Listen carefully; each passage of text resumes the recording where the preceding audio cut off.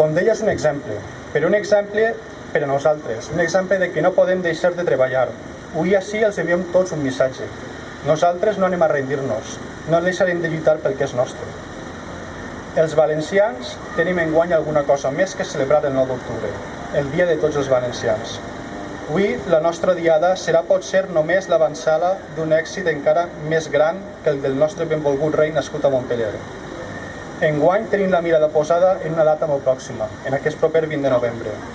Eixe dia, mentre els feixistes ploraran la mort del dictador, els valencians, en canvi, potser haurem de celebrar una fita important històrica, ja que si fem cas de les enquestes, per fi aquesta vegada, des que van tindre un representant d'Esquerra Valenciana, un valencianista l'any 1936 a les Corts Espanyoles, nosaltres, Compromís, també tindrem allí un representant.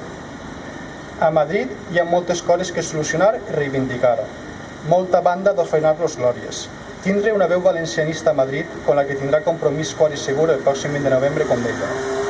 Significarà que el poble valencià, que va néixer un 9 d'octubre de fa uns quants segles, tindrà representació a les Corts Espanyoles.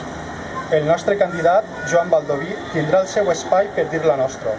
Podrem reclamar i reivindicar tot allò que ni PP ni PSOE han demanat fins ara. Hem participat, molts de nosaltres, també en el paper d'una conquesta, semblant a la de Jaume I. Per primera vegada aquells que vivim en valencià i ho fem en els diferents àmbits socials i especialment en el polític, hem fet una conquesta a la nostra benvolguda comarca de la Marina Alta.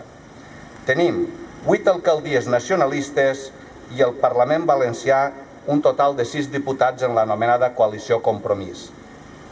Hem encetat en certa mesura la nostra particular reconquesta. Reconquesta fonamentada en la millora del benestar social i l'estima pel territori. Des de la meva percepció personal, s'estableix un tàndem de correspondència mútua entre persones i territori, on les diferències amb altres propostes de caire polític es troben en l'equilibri entre formes d'un temps passat i un temps de modernitat en el seu just equilibri, i no en desajustos desproporcionats fonamentats en riqueses fictícies, com estem comprovant a hores d'ara, on les seqüeles ens estan passant una factura pràcticament impossible de fer la seva autoliquidació, juntament amb el corresponent deteriorament de la veritable riquesa, que és la que ve de temps històrics, com és la del territori.